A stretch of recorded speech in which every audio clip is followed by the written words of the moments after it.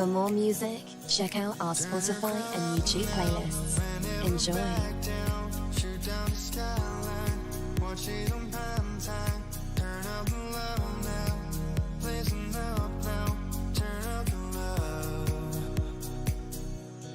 Who's gonna save the world tonight? Who's gonna bring you back to life? We're gonna make it you and I. We're gonna sail the world tonight.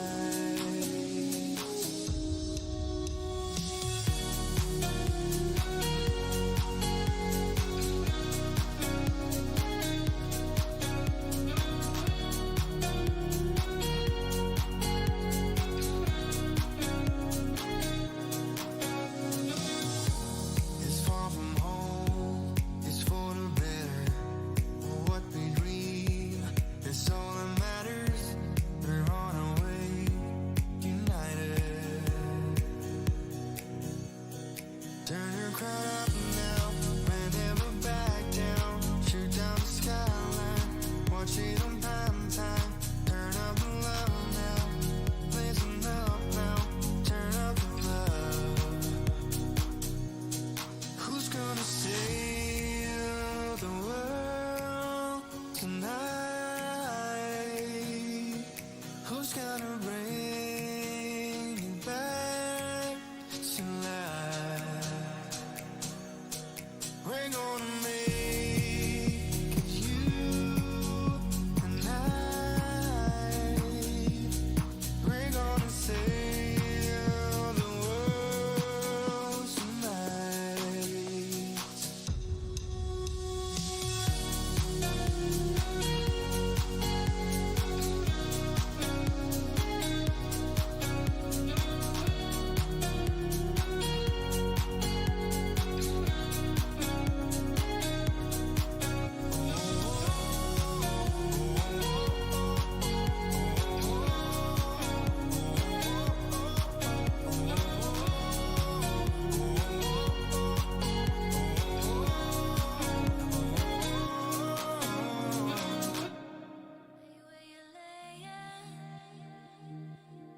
Don't make a sound.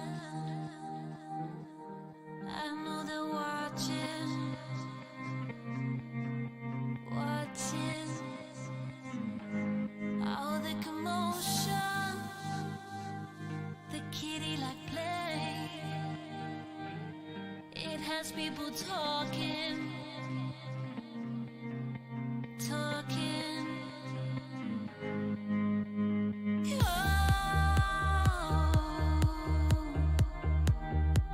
Your sex is on fire.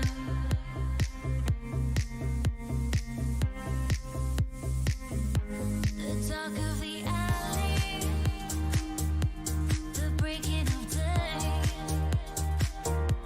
Ahead while I'm driving, driving. Soft lips are open, the knuckles are pale. It feels like you're dying, you're dying. And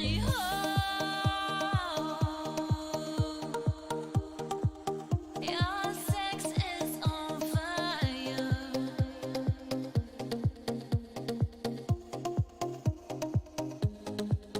'Cause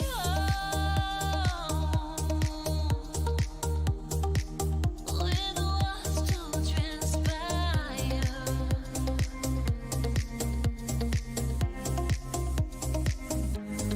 Hot as a fever, rattle of bones. I could just taste it.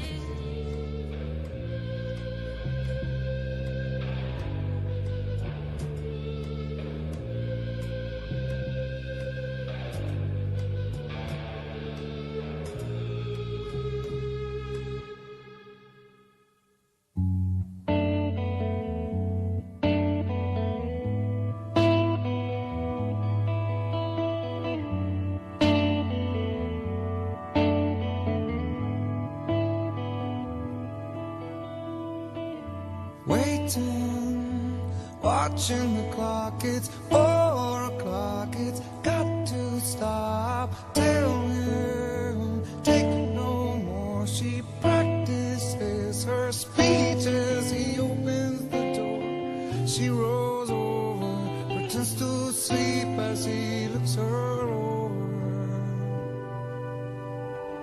She lies and says she's in love, can't find a better man. She dreams in color, she dreams in red. Can't find a better man. Can't find a better man. Can't find a better man.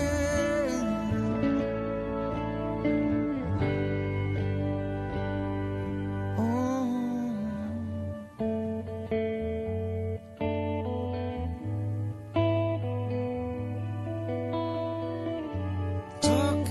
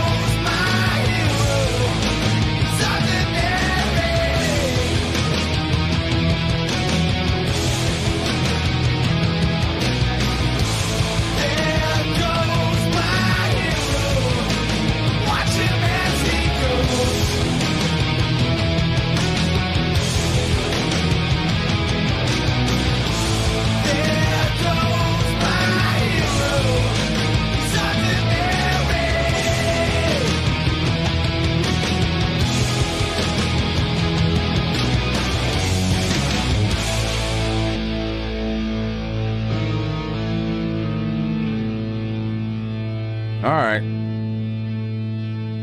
Who's ready for a morning show? Let's go.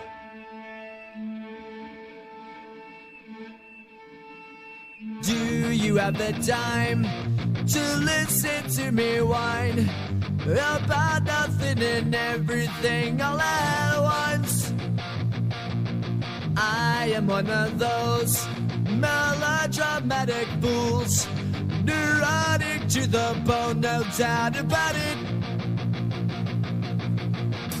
Sometimes I give myself the creeps. Sometimes my mind plays tricks on me. It all keeps adding up. I think I'm cracking up.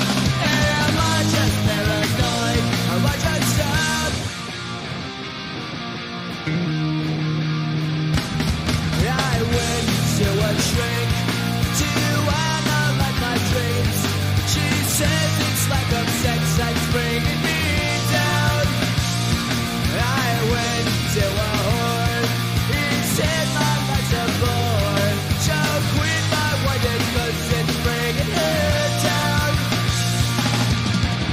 Sometimes I give myself the creeps. Sometimes my mind plays tricks on me. It all keeps adding up. I think I'm cracking up. Am I just paranoid?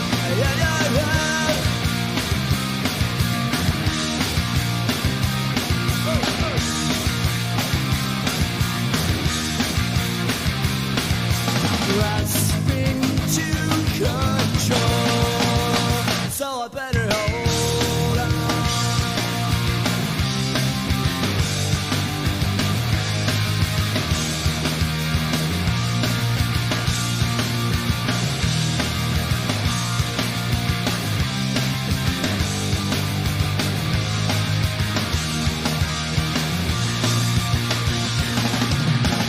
Sometimes I give myself the creeps. Sometimes my mind plays tricks on me. It all keeps adding up. I think I'm cracking up. Am I just paranoid? Am I just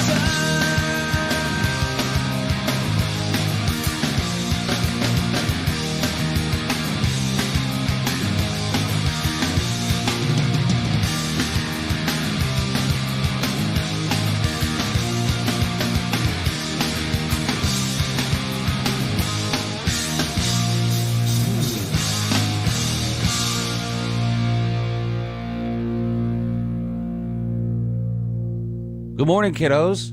How's everybody doing today? Happy Tuesday. Uncle Lou got a good night's sleep last night. You know what that means. I could talk the whole 2 hours and not even bring anybody else on. Wouldn't that be, wouldn't y'all love that? Wouldn't y'all enjoy that? We got somebody coming on. I don't think this guy's ever been on before.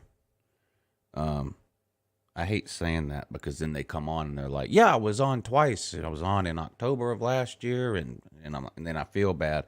I don't think this person's ever been on before. And he messaged me yesterday saying he wanted to come on. I said, great. You can come on tomorrow. Here's the number. Now he's nowhere to be found.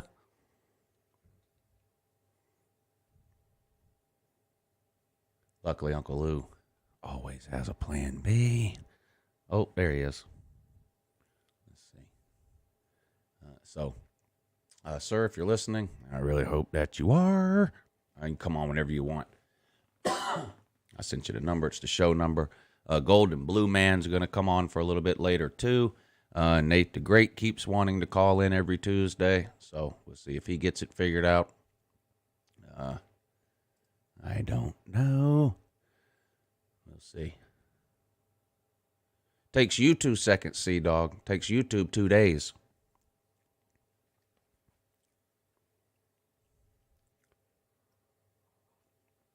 Depending on the length of the video.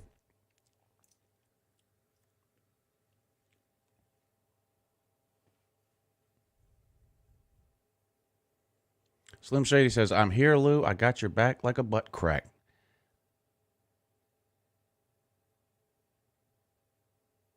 I think I'm going to take that as a compliment.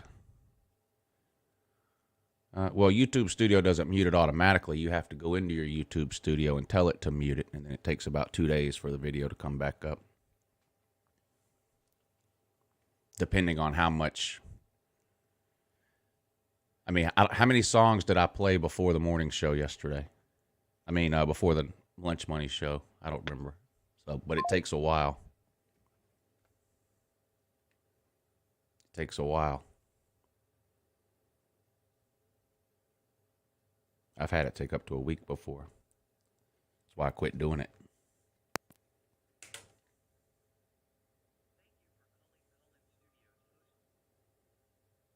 I forgot to call into the thing. Hold on a second. There we go. Anyway, but yeah, y'all definitely missed a good Lunch Money show. Edward was on there telling strip club stories. I would have bet $1 million that Edward had never been to a strip club. I would have been wrong. I would have been wrong.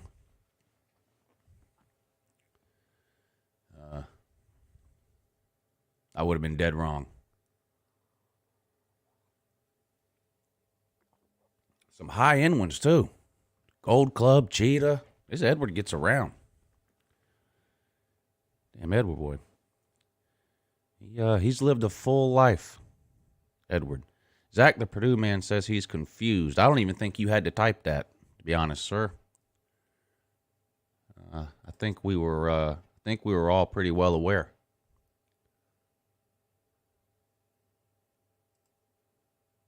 I've been asking you to change your name to Zach the Purdue man for 2 months, and you haven't done it. It's still Zach the Purdue fan, so we knew you were a little confused.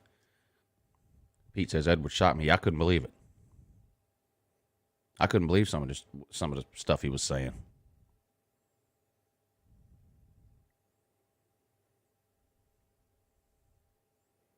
I'm never going to change it. Well, you're going to stay confused then, aren't you?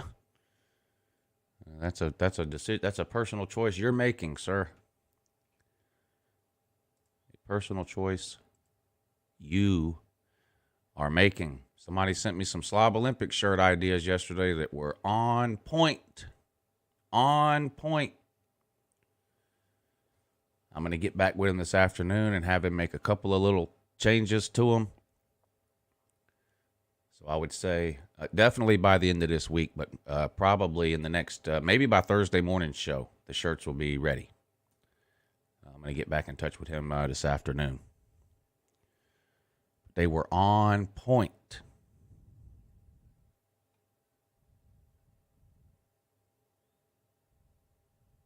How y'all doing? Megan, Melissa May, Slim Shady, Zach the Purdue man, Rick Sanchez, Pigskin. Pete is up early today. Look at this now.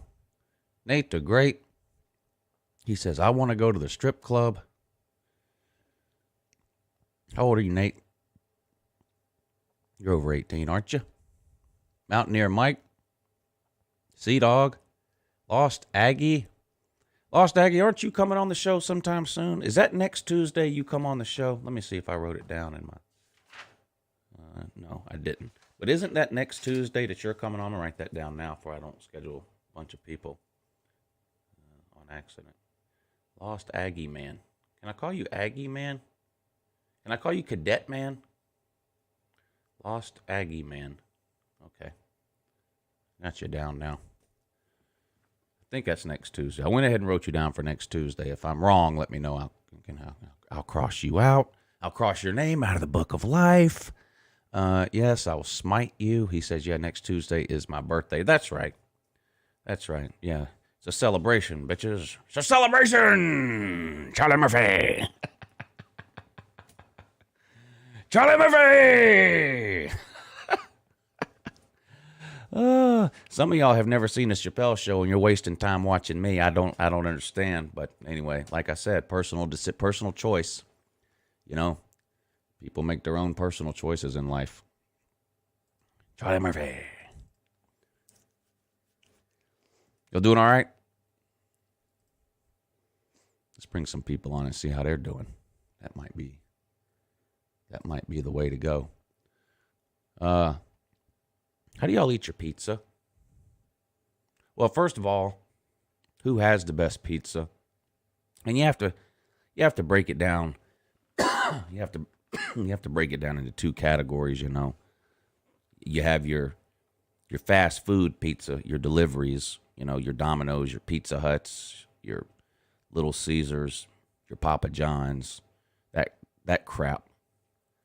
And then you have your other, whatever you have where you live. Well, here we have Mellow Mushroom and Pizza Joint and Roma's Pizza, places like that.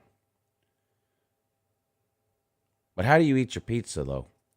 What goes on it? I tell you what doesn't go on it. Pineapple. Pineapple does not go. Fruit pizza? No. I don't know what. I mean, people, pineapple on a pizza. Never once in my entire life have I seen somebody sitting around with a pineapple, cutting it to eat, right? A pineapple. They cut a slice of pineapple. You know what they don't do? Never seen anyone do this. Never seen anybody cut a slice of pineapple, dip it in tomato sauce, and then eat it. Never seen anyone do that. You know why? It would be completely ridiculous. It would be completely ridiculous to do that. But these people are running around out here with pineapple on their pizza. It's a giant scam by Hawaii man invented 50 years ago to trick fat white Americans into putting fruit on their pizza so that Hawaii man could sell more pineapple. And guess what? It worked. Because a lot of you are running around here with this pineapple pizza. It's ridiculous. And it don't make no sense. What's worse? Well, anchovies are worse than pineapple. But, you know, pineapple just has no place on a pizza. I like pineapple. It's just got no business being anywhere near a pizza. I don't like anchovies. So,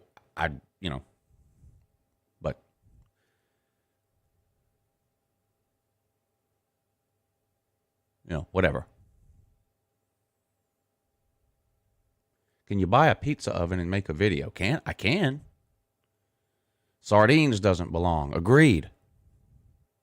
I don't eat sardines either, but they don't belong on a pizza. Slim says, how about those window lickers that eat pizza with a knife and fork? Yeah, those people, yeah. And I don't know what's wrong with kids today. Let me tell you something, right? I'm 43 years old. When I was growing up, pizza was a treat. And when we were handed a piece of pizza, we ate it. It had pepperoni on it. We ate it and we were happy as hell. Not now. Nope. Today, these kids now, they tell you where they want the pizza from, what they want on it, what they don't want on it. And then they're dipping it in ranch dressing. This has got to stop. Kids are being ruined by the people just allowing kids to do whatever they want. I mean, it just doesn't make any. How can a kid go? Pizza's okay, it's all right, but I'm not eating it unless I can slop it in ranch dressing. That's insane. Look here, brat. You should be happy to have a piece of damn pizza. And here you are complaining that you don't have a bowl of ranch dressing to slosh it around in. I don't understand. Ranch dressing doesn't go on pizza. Putting ranch dressing on a pizza doesn't make it a salad.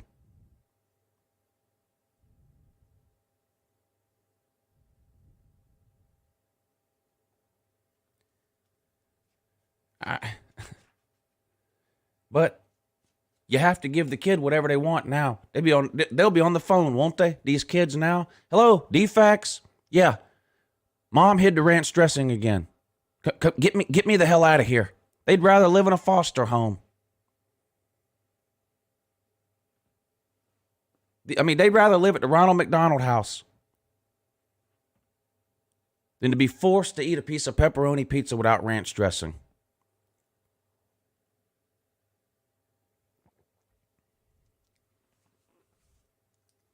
That's fake news, Jeff Webster. Real pizza can't be eaten by hand. That might be the biggest piece of fake news I've seen in forever. Real pizza can't be eaten with your hand. Jesus Christ.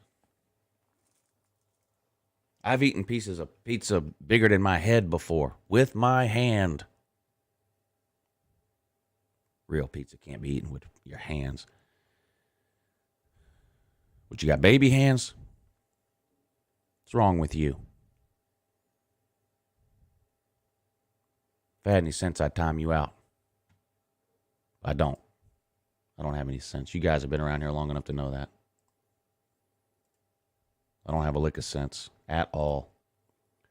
Waikiki, thank you for the super chat. And Slim Shady, thank you for the super chat. Super chat icon at the bottom of the chat window or tech, whatever that is, the comment section. Here's the PayPal link for those that don't mind doing that. All of my live shows are completely fan funded. I don't make any money from YouTube from any of my live shows ever. Not a single dime. Completely fan funded. If you enjoy the morning show and you're in a position to do so, consider supporting the show with the super chat or the PayPal. Thank you. All right, that's it. I'm done shaking my can now. I'm like that homeless man on the side of the road. We'll do live streams for food. We'll live stream for food. Y'all ride by that homeless man, and what do? You roll the window down. You yell out, "Everyone's hiring." That's what y'all do. Quit shaking your can and go get a job. Well, I quit shaking my can.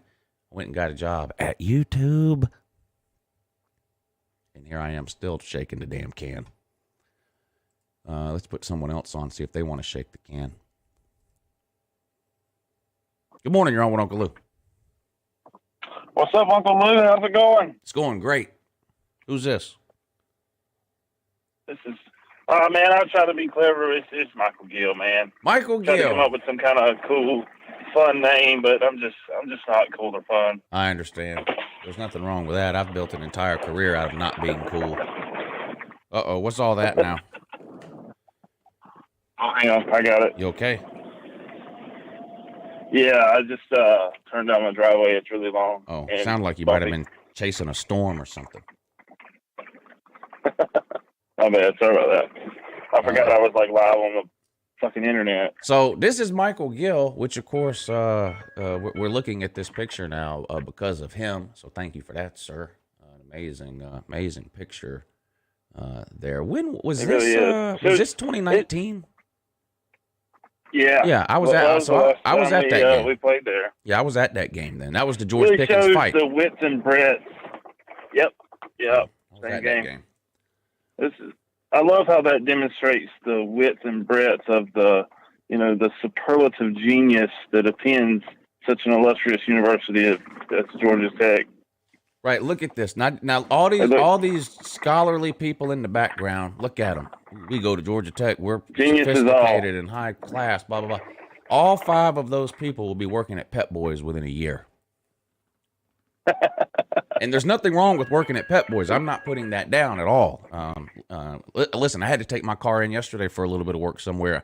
When it comes to cars, I can put gas in one. And that's literally about it. So I'm not putting down Pep Boys or any car mechanic place at all. But this idea that Georgia Tech people walking around like every single one of them is about to own the next Microsoft is just ridiculous. All they do, MIT, folks. they graduate and they either work for Pep Boys or they build bad roads and bridges in Atlanta. That's it. That's what they do. All this we work for the space program stuff. Yeah, right. In 1983. NASA hasn't allowed Georgia Tech anywhere near the space program since 1983. The last space mission that Georgia Tech worked on was the Challenger. Facts.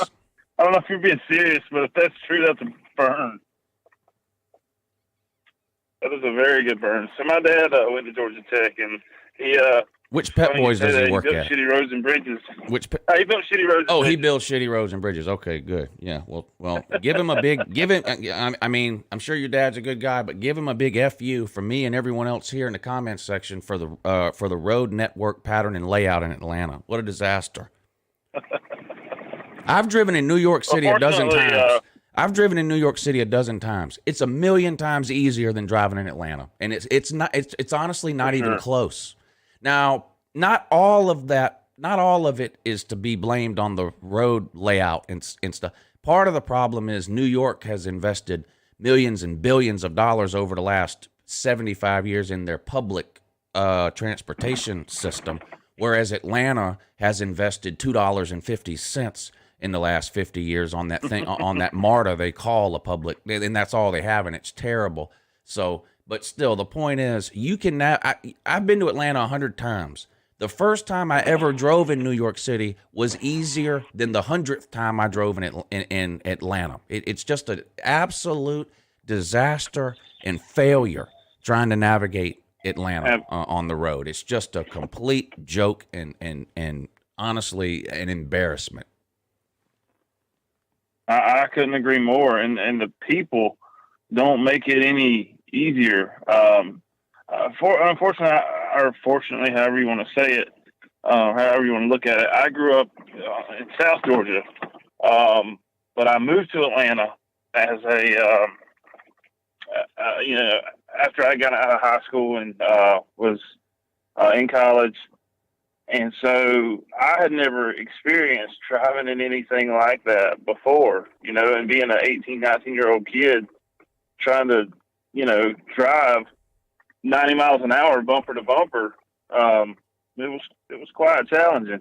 And then to go from Gwinnett County, where I lived, over to DeKalb County, which probably geographically isn't more than, 15 miles, would take you 2 hours because, not only are they bumper to bumper at 90 miles an hour, one little hiccup and, you got a 60-car pile up. So, yeah, I do agree. Atlanta traffic is definitely terrible. Wouldn't wish it on my worst enemy. Jesse Cole, thank you for hitting the PayPal link this morning. He says, meet me at Kroger Field, Lou. Meet me at Kroger Field. Do I have that one on here? Of course I do. I'll tell y'all again. Meet us at Kroger Field. Uncle Lou, meet us at Kroger Field. I'm on the way, sir.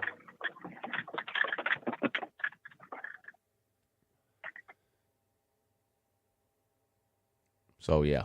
Mike Reiser, thank you for hitting the PayPal link this morning as well. Mr. Consistency, this guy, it's Mike Reiser. I'm pretty sure this is going to be a joke about the University of Pitt. He says, as much as I don't want to, I'll leave those shit-eating Pitt fans alone today. How do you break a Virginia Tech fan's finger? Punch him in the nose.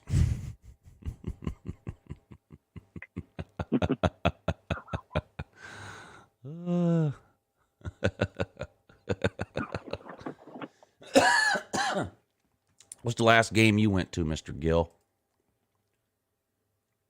The 2019 SEC championship game. Oh, when Joe Burrow ran for 1,000,000 yards. Yeah. Now, against UGA. When it comes to games like that, how do you get tickets? Are you a season ticket holder, and so you get them that way, or you just buy them? No. They're expensive to just buy. They or are. StubHub or whatever. So, if I lived where you live, I would be a season ticket holder. But Athens is 7.5 hours from me. Okay. And so, just the logistics of getting to Athens is challenging. So, my family are McGill Society members. Okay. And so, generally speaking, what I'll try to do is find one of them that's not going to if it's a home game or something like that. The SEC championship game, I think last year or in 19, if I'm not mistaken, I have an aunt that is a Falcon season ticket holder. and I think they get like first option or something. They get like a good If you're an Atlanta option Falcons to season, buy. if you're an Atlanta Falcons season ticket holder, you get an option to buy a ticket for any event that's held in the Mercedes-Benz Stadium. Right. Yeah. Right. And so I just bought them through her. Now, I mean, honestly, after I had several friends that went up as well, and they bought them just off of StubHub. And What'd they pay I mean, for 'em, you remember? did around $250 a piece. Oh, that's cheap. What? Um, I don't believe that. Yeah. Oh yeah, this was full capacity season. It was around $250, I believe. I've paid $300 to see Georgia play Auburn in November. Dude, I've paid that for Georgia versus Georgia Tech before. But Why do you think they were? Why were they so cheap for Maybe- the Georgia LSU maybe game? we- Is it because the corn dog can't afford to travel? maybe we paid $250, Lou. I can't remember. Maybe I paid $250. Well, whatever I paid, it wasn't much less, and I bought them from a family member, at a somewhat discounted rate. Yeah. Because if somebody paid $250 on StubHub, that means the cost of the ticket was only about $200, and then StubHub charges you all those fees. That's dirt cheap for an SEC title game. Yeah, maybe I paid $250. I can't remember. We haven't been in an SEC title game in so long. I can't. We're more than a year out of playing in one. Right. So I'm not sure how to. Being a Georgia fan, it's hard to remember what it's like to, not be at every consecutive SEC title game. I've never been to a for 3 years. postseason game at all, a conference title game or a bowl game. I've never been to one. So I've been to several bowl games because I'm not far from Jacksonville.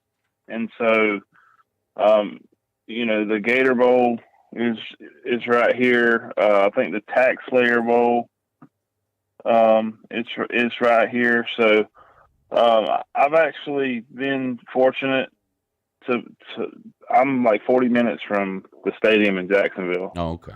And so luckily for me, Georgia-Florida weekend is always a big deal because we are so close. And, anytime there is a bowl game in North Florida, I always try to hit them up. Yeah. I've never been to a playoff game. I did have my best friend is he works for Coca-Cola, and he is an executive for Coca-Cola, let's say. And he and his wife were at the national title game in 2018. And dude, I had an opportunity. This is how much foresight that I had going into that game. And this is not a brag. This is a sickness I think that I have as a Georgia fan. But I had enough insight to know that I had an opportunity to go to that game, and I turned it down just based on the fact that I knew that if that game had went sideways, that nobody was going to want to be around me. And thank God that I wasn't there, amongst a bunch of Coca-Cola executives, showing my ass, because I nearly burnt my house down. So I can't imagine what it would have been. I probably would have gotten arrested. I'm glad I wasn't there. I'd have rather lost 40-0. Yeah, that was devastating. No, there's no doubt about that. That was brutal. I say the same thing. That there's certain ways that you lose are worse than others. I get it. 100 years from now, a loss is a loss. You just look up a record or whatever. But at the time, the Tennessee loss in 2016 and that Alabama. I mean, those are the worst ways to lose a game like that. Last second losses. Overtime loss. And I mean, I could talk for a week straight about that national title game and everything that went on there, but Alabama gets the ball, Tua comes out, he runs backwards 15 yards and takes a sack, and you're thinking, this is over because they've got no field goal kicker. It's over. You got to remember, Alabama Yeah. had the worst field goal kicker in America. The reason that game was in overtime is because Alabama doesn't have a field goal kicker. So I'm thinking this Yep. is over. And, they go from 1st and 10 on the 25 in overtime to like 2nd and 26. And I'm like, this game is over. That's it. Yep. I remember celebrating. All you I was have to celebrating. do is not give up a 26-yard pass in the next 3 plays, and this game is over. And the very next play, Yep. the guy's wide open and I just couldn't believe it. I mean, it was just, it was unbelievable. That was Well, to go from heartbreaking. to go, and like you said, I could sit here for this whole show and the next 5 shows after it. But to go from what happened the week before, in the Rose Bowl, at halftime, right before Hot Rod makes that kick to bring us back. I said bring us back to something that wasn't just a complete blowout. It was still a blowout. Yeah. At the half. But if Oklahoma plays defense, that game's a little different. But to go from that and then Sony just busting around the end on this direct snap for the touchdown and just the way, and it was in Atlanta. It was like, okay, the stars are aligning, like everything's going to work out.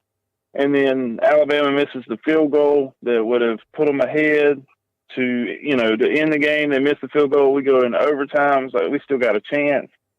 And then when that, on that 2nd and 26 play, I remember me and my ex-wife,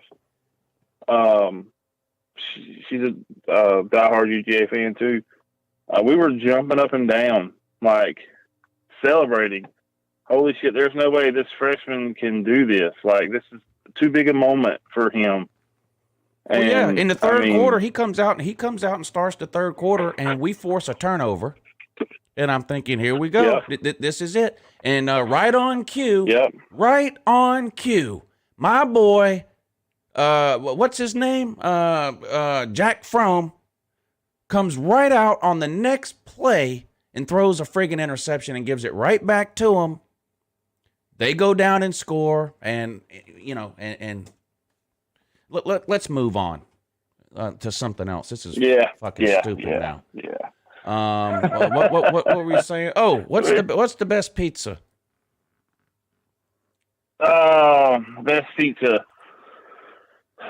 So next Fast time, food if pizza you ever first. come down Name a for fast. Georgia- Name a fast food pizza place that if you're gonna order delivery, is it Domino's, Pizza Hut, Papa John? What is it? So I'm probably in the minority here, but I say Pizza Hut large stuffed crust pizza. I don't give a shit what's on top of it. All right, and if you're gonna go somewhere and eat it I want locally, something crazy. if you're gonna go somewhere local where you're at and eat it, where's your go-to place? Next time you come down for Georgia Florida weekend, or if you just happen to come down to St. Simon's Island, there's a little spot. It's like a little hole in the wall place. It's called Sal's Pizzeria. Sal's Pizzeria. This dude's from Brooklyn. He was a boxer. He's like, I think he was either a Golden Glove or heavyweight champ or some shit. He's like a legit boxer from Brooklyn. He retires down here, opens up a pizza joint, and it is the best pizza I've ever had in my life. Yeah. But you don't put no weird shit on it either, though. I mean, you put pepperoni on a pizza, or freaking sausage, or Right. Pineapple, or Pineapple. none of that weird No. stuff goes. Yeah. No.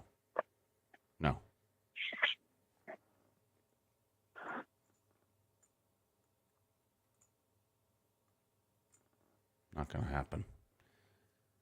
Not that Sal, Captain Trips. Although Sal from Howard Stern, his father did own a pizzeria called Sal's Pizzeria, but that was in New York.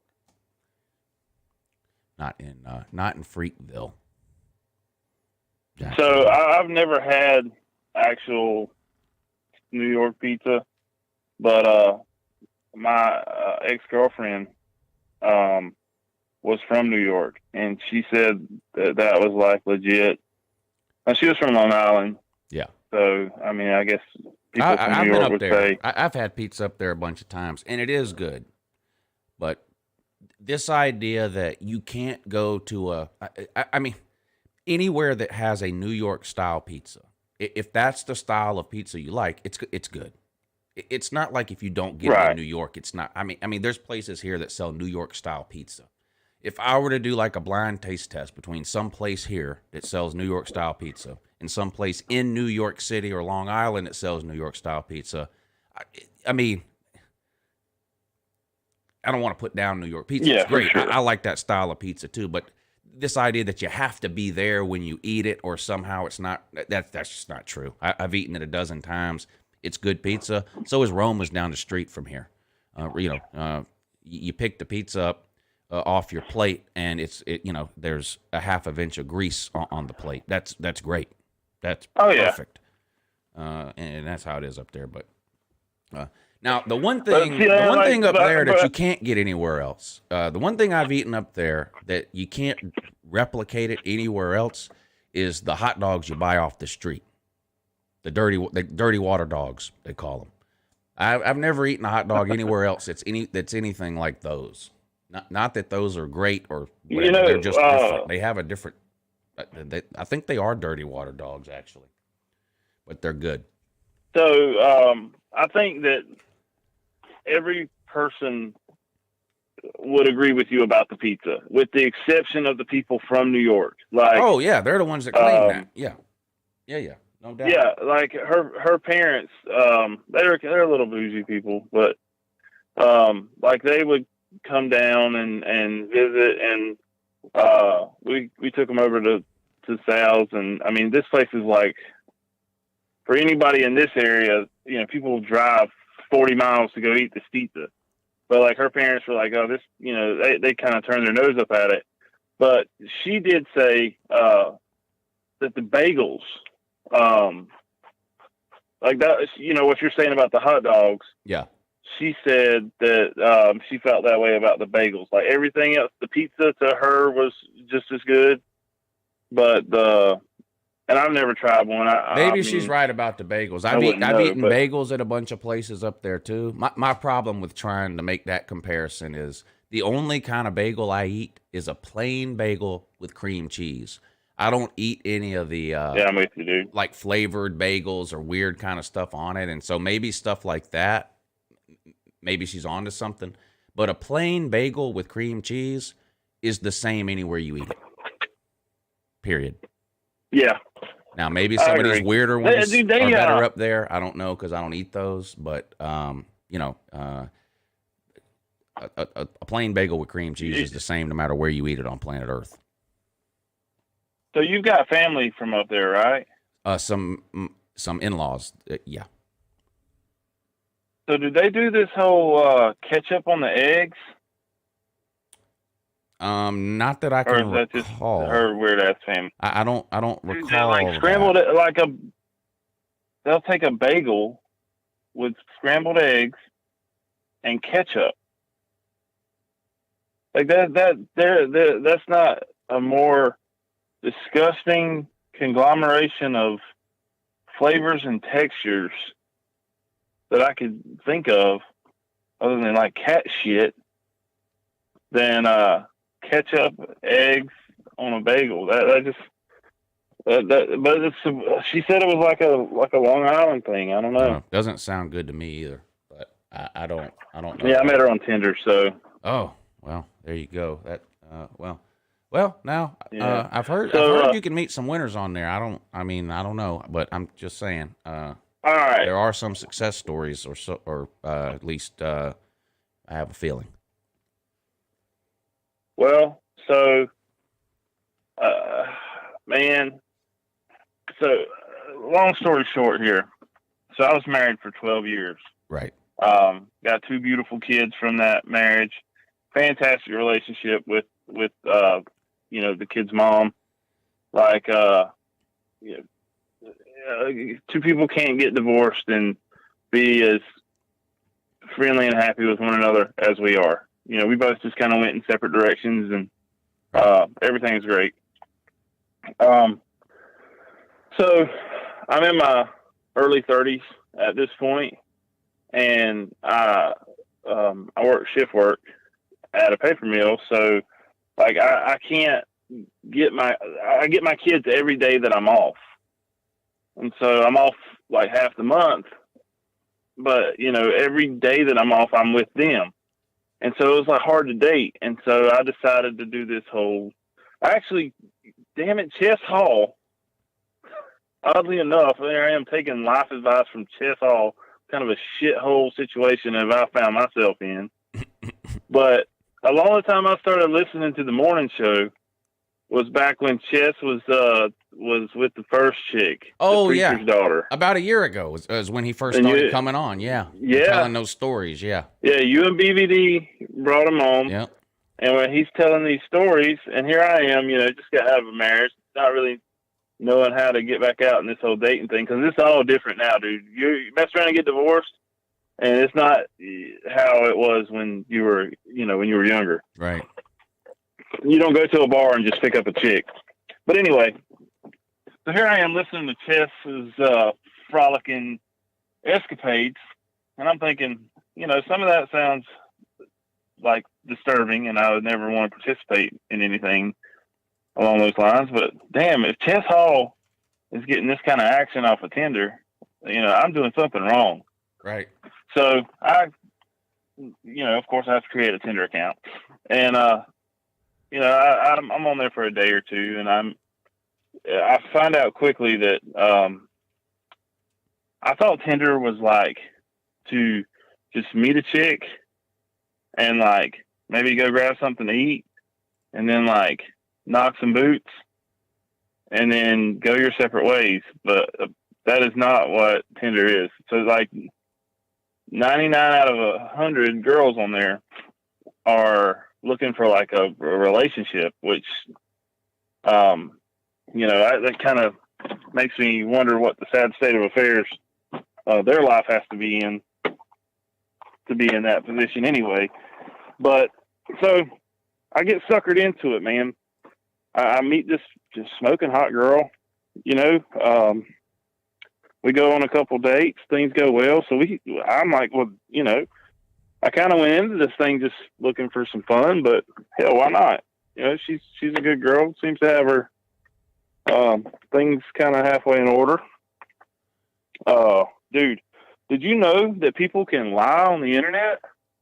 I've heard that before. Like you don't have to be telling the truth. Did you get catfish? And so anyway, not that time, not physically, no, mentally, yes. So anyway, I started dating this girl. I dated her for a few months. We break up, and I'm like, well, hey, that was somewhat of a success, so I'm going to try this again. Dude, that catfishing shit is real.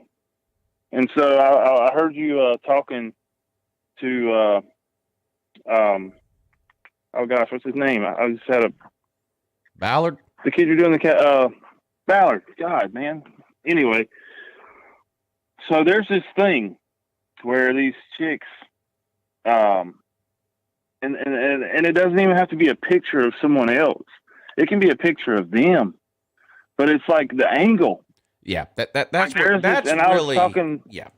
that's really what you have to look out for. I mean, I know, that show on MTV, Catfish, and it ends up being a totally different person. But what happens a lot more is people are using 10-year-old pictures, and they forgot to mention that they weigh 150 pounds more now than they did in their picture, or they take them at weird angles, or there's all these filters and apps that people use, and by the time you see the person for real, it doesn't look anything like what the picture did, even if it is the same person.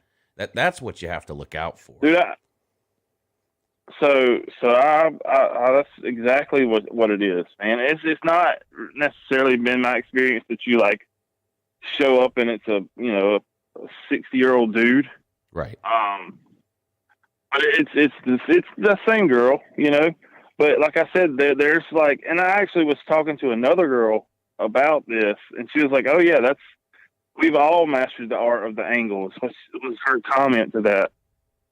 So apparently this is like common knowledge. But so with the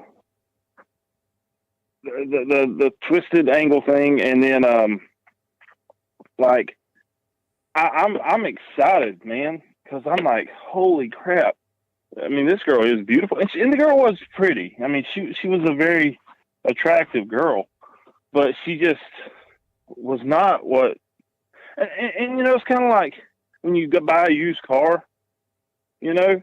Yeah, it may get you where you want to go, but like that's not what you bought. You know, that's not what you paid for. If you get ripped off, rather. Yeah. But I just wanted to mention that to definitely be careful of the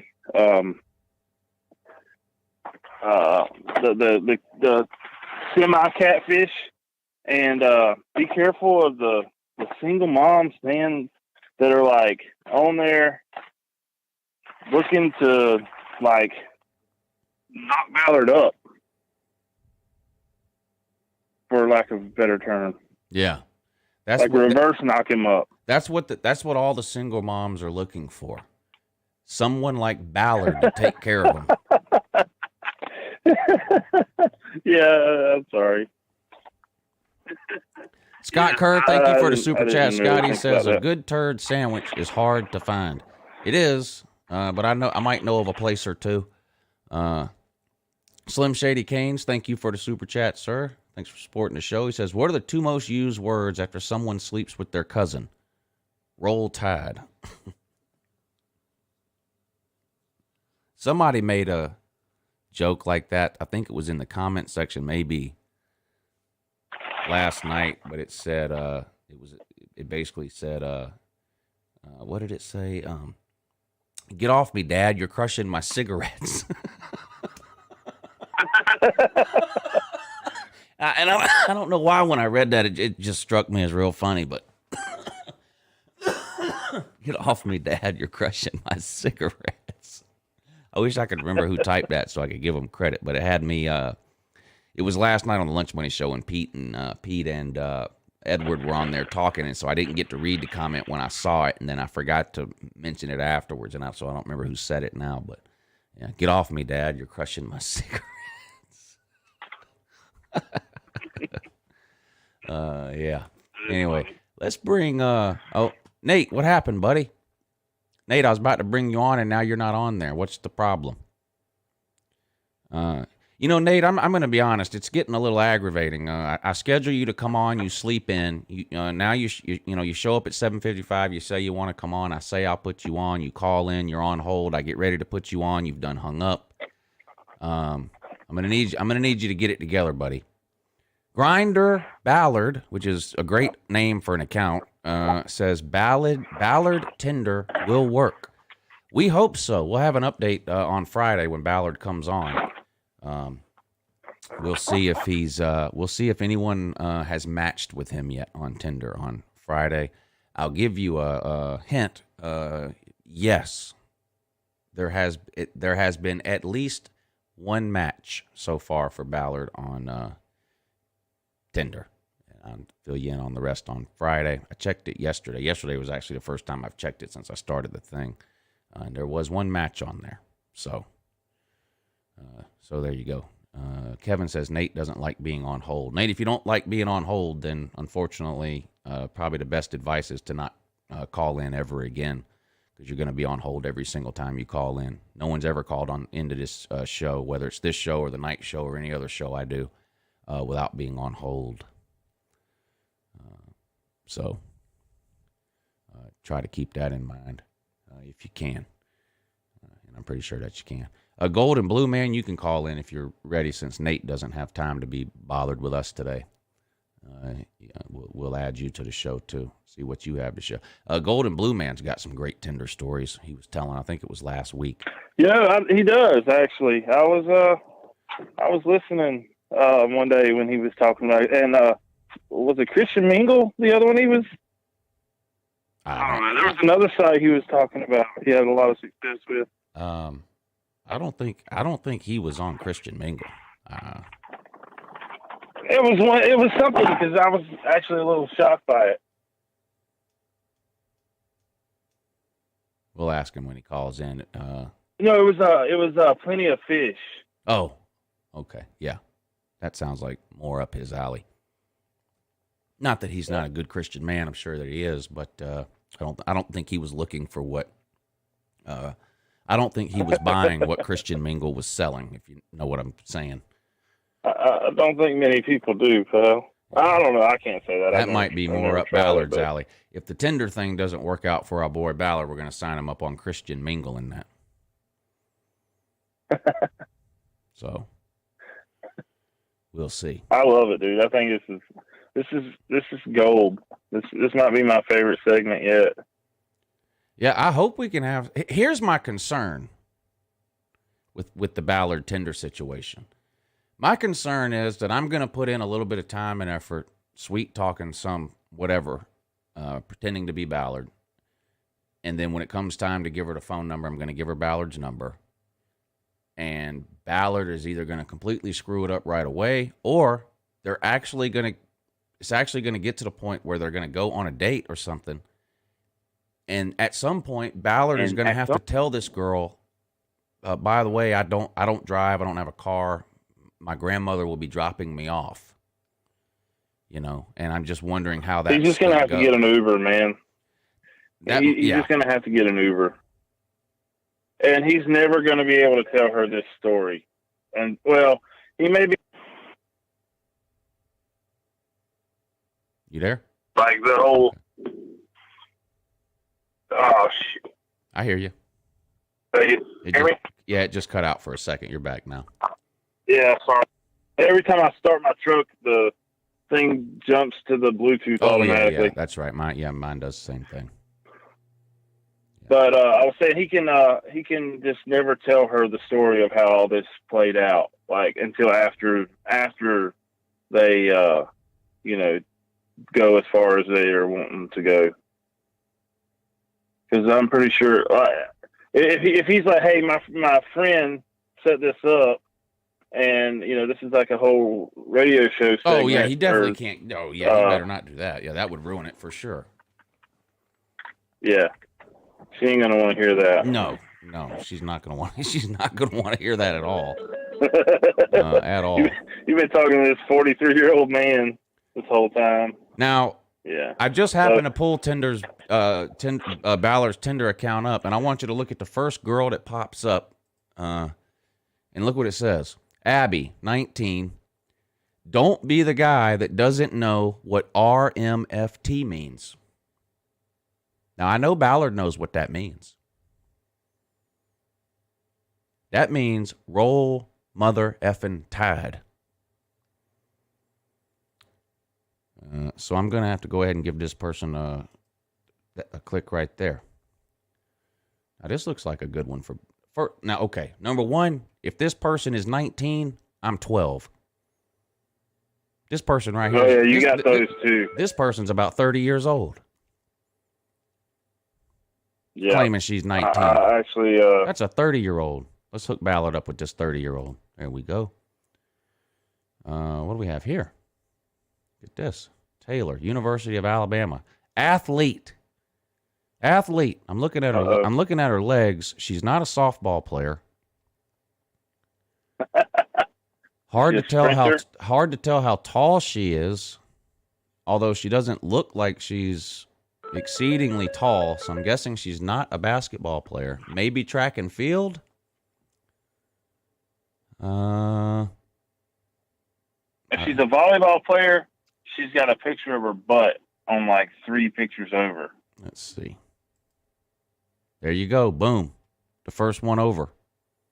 She had to go around, turn around, put her hand on her hip for you. Volleyball, you say. Okay, I believe you. Yeah. That's a textbook volleyball player thing.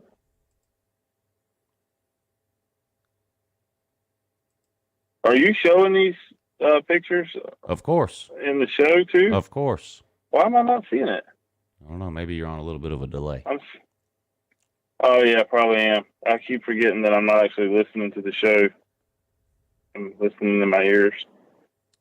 Kalisa says she's 5'8", so if you're shorter than that, please keep swiping. Now, I don't know how tall Ballard is, but I'm guessing he's about 5'9". which is taller than 5'8". So this person gets a heart. Yeah, that is taller. Now, this person says they're sleepy, they drink way too much coffee, and they're an empath. I don't know exactly what that means, but doesn't really matter. I've heard that term before. I think I may be wrong, but I think it's like it's not an introvert or an extrovert, but I think it's in that same like general like mindset. She has Blinding Lights by The Weeknd listed as her song. That's an automatic swipe to the right. Bikini pictures, automatic swipe to the right. Let's check the rest of them out, though. Oh, yeah, for sure. Not sure if these people are just really good friends or maybe. Oh, no, I was way off on that. Maybe Ballard might be about to get himself. Oh, yeah, that's another thing. Sandwich here. I don't know. Yeah. That's a thing. That's a real thing. Like these couples looking to add an extra person. I just feel like that's a good way to get robbed or stabbed or I don't know. I just don't want to show up to a place maybe later to get naked knowing love me that there's some like Jesus. another man there. Oh yeah. Oh, yep. Now this is going to be the winner. And Ballard said he's thinking about going to this thing here, George C. Wallace State Community College, where these two individuals attend school. So right there, it goes without saying. Yes. That lady had horns in her head. That's an automatic heart. No. Okay. It's good for now. That's good for now. B Bean says, "Who are these women?" Oh, we don't. Who knows? I don't have any clue who they are. That's Tinder. I don't know who these people are. I don't have any idea. Slim Shady, thank you again for the super chat, sir. He says, right on cue, 2 seconds after my last super chat, here comes Bama Man screaming about natties. If y'all remember the game, everyone has to do a shot.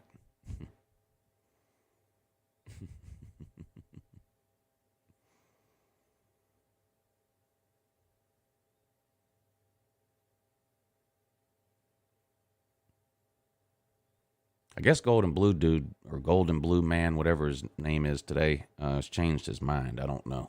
Wasn't he in here earlier? Ballard's in here too. Ballard, you see how we trying to hook you up, buddy? You there, Michael Gill? Yeah. Okay. We're trying to hook you up in here, Ballard. Update coming on Friday, though. We'll have you on, talk to you. We have to work on your bio, Ballard. We didn't fill anything in for your bio. So you need to be thinking about what you want to put in your bio. Like the one person had "I love Jesus" in their bio. That might be something you want to look into. Things like that. But you need to start thinking about that, Ballard. Because if you just let me put it in, I'll just be real. There's no telling what I might put in there for you. So we need to have your input on that. So on Friday, we'll see where we're at, and then we'll add your bio to it too. So be prepared for that, Ballard Sports. Maybe Ballard should go on like the other side of Tinder to do some research,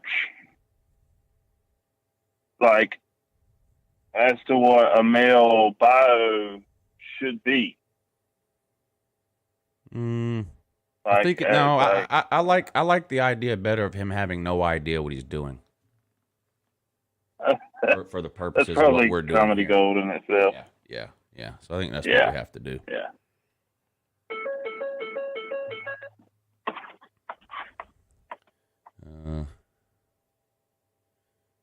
I run with the You always get Chess to give him some pointers. Now, that's a fact there.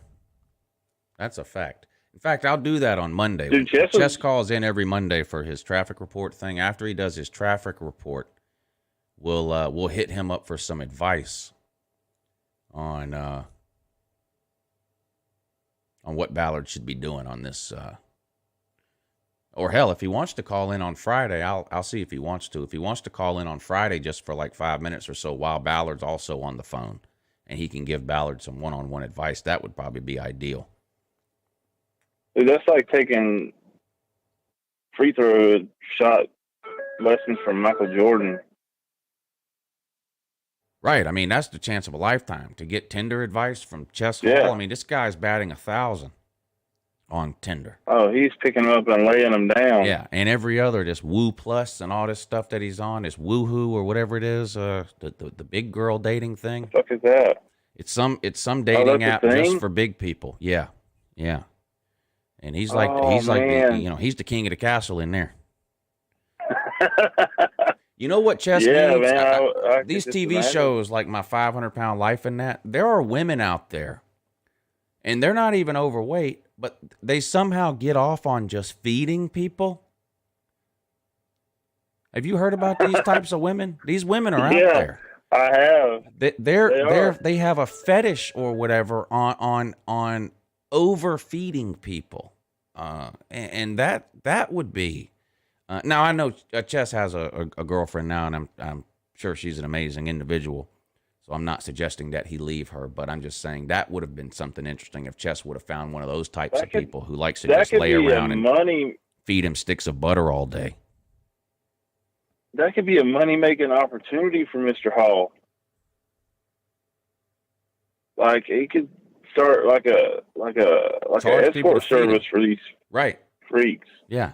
Chess could charge $50 an hour to come over to his house and feed him sticks of butter.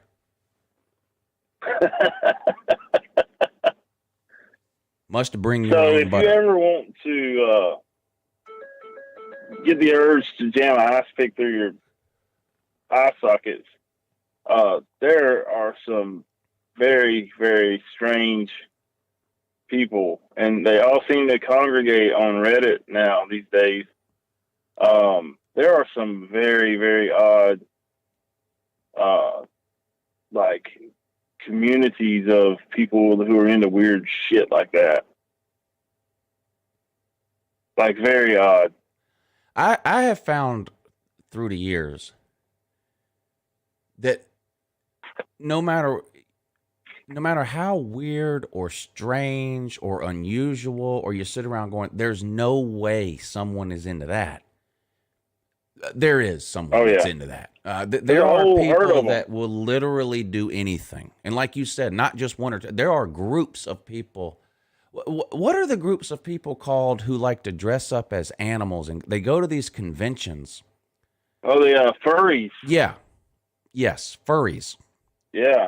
And they so don't just dress up as animals, pal. they act like them, too. Like, they don't just walk around and, like, yeah, they act like them. Yeah, that's a nice way to say it. Like, there's people that, like, dress up and live their life as, like, a cat. And their fetish is to have sex with a werewolf or something.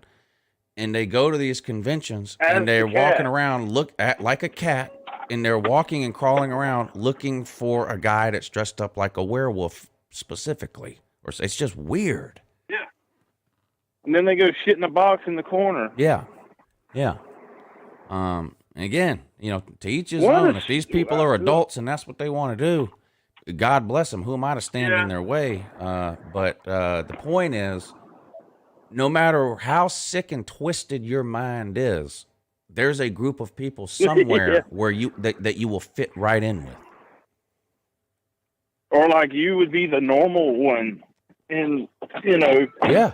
I saw this one, and this is a little more tame than the, shit in a cat box, but it's sort of along the lines of the Chess Hall eating butter thing. And this was girls, though, who, like, would just gorge themselves on whatever food, Like, they would take a picture of their, like, flat stomach under normal conditions and then, like, just shove as much substance into their body as possible and, like, actually, like, increase their pant sizes, like, 3 or 4 sizes, and like dudes are loving it. You just can't get enough of it. Sea-Dog says he has a friend whose mom works at a hotel where they had one of those furry conventions, and somebody filled an entire bathtub with cat litter. Hey, can you stop that beeping? Yeah. Yeah, my bad. Slim Shady, good morning, sir. You know, this really makes me think we need to find Ballard a girl that can fill out the Alabama mascot uniform. I guarantee you there's plenty of those on Tinder. That might just turn Ballard into a furry and he don't even know it. You ever heard of this furry thing? I've heard of it. Yeah. And like he was saying, when you start, digging around the dark corners of Reddit, man, you can find people dressed up in pterodactyl outfits and everything else. I wonder if that kind of thing happens at quote unquote normal conventions too, like the Star Trek conventions or I wonder if there's people walking around the Star Wars convention and there's like an Ewok who really wants to have sex with Princess Leia. Like I wonder if even the quote unquote mainstream type conventions have like a subsect of people that's what they're into. I bet there are. If you're a diehard enough Star Wars fan where you're willing to dress up like Obi-Wan Kenobi and go to one of these conventions, I'm pretty sure sex is part of that deal that you're into. Wouldn't you think? Oh, it would have to be. I mean, there's got to be, and this is not to rag on him, but there's got to be a Chess Hall type running around there dressed up as Jabba the Hutt. I mean, trying to bang everything. Yeah. Well, let me ask y'all this. Or in the comment section, can participate too, if they're willing. I don't know how open some people want to be. Have either of you two ever put on anything unusual while laying with a girl in the biblical sense?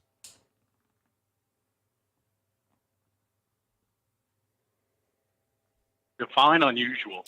Maybe you wore nothing but a cowboy hat or cowboy boots, or it could be even something weirder. I don't know, anything like that. I'll go first. I got one. So I don't know how this is gonna. Oh, it's gonna be fine. Gonna sound. Oh, it's gonna sound great. Just go ahead. Remember, I don't have go by a username here. So I was young, probably, 17, 18 years old. And, man, I thought I caught the beep in time. I'm sorry about that. So my high school girlfriend, she was, really into,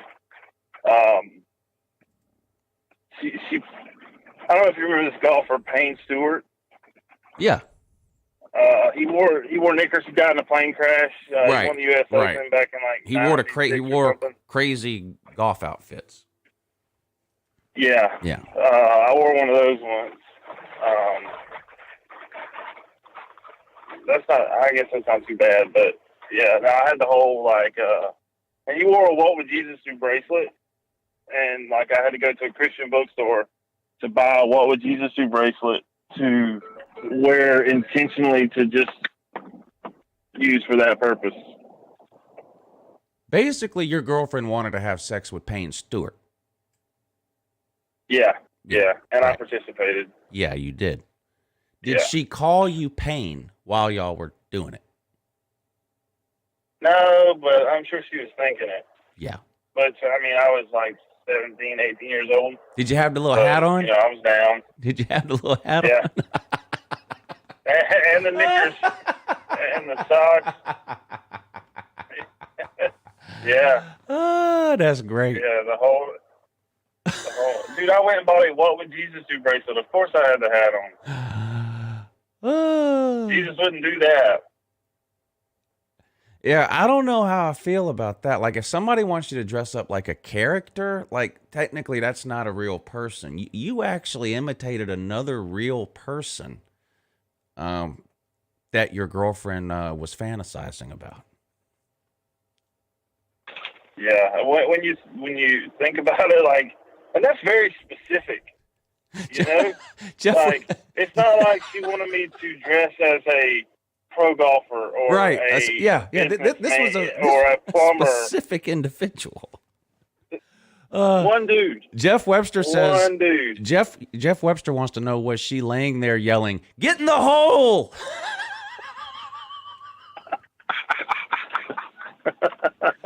Did you get a hole in one? Yeah.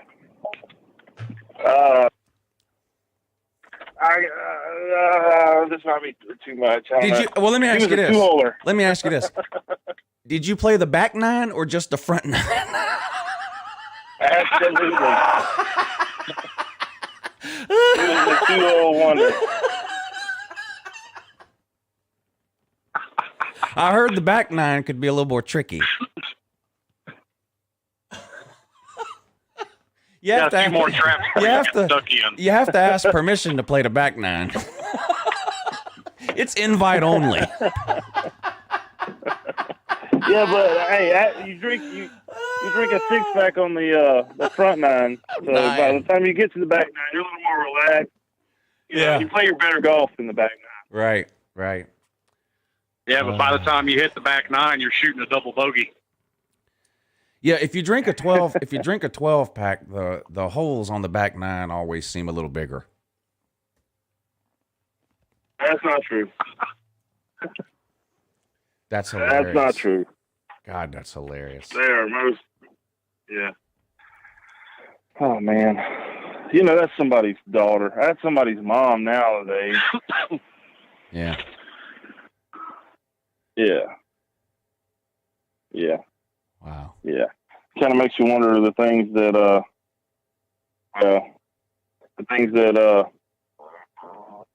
like, you know, you think of the awful shit you did as a adolescent or whatever, and you know, if you're with an adult woman now, you had to think that there was some other jackass doing the same awful things to her back then.